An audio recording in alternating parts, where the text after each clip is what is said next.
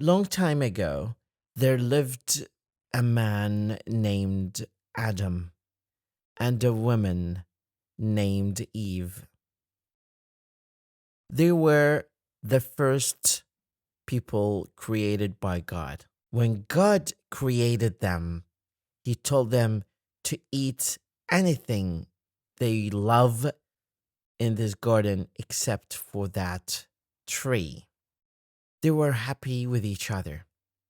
However, by the course of time, the devil convinced Adam to try and eat from that forbidden tree. They ate from the tree and they realized that they became naked. They started to collect leaves from the garden to hide their bodies. God had known about this disobedience and He told them to leave the garden. Life outside the Garden of Eden was hard and full of work. The story of Adam and Eve teaches us a very straightforward lesson.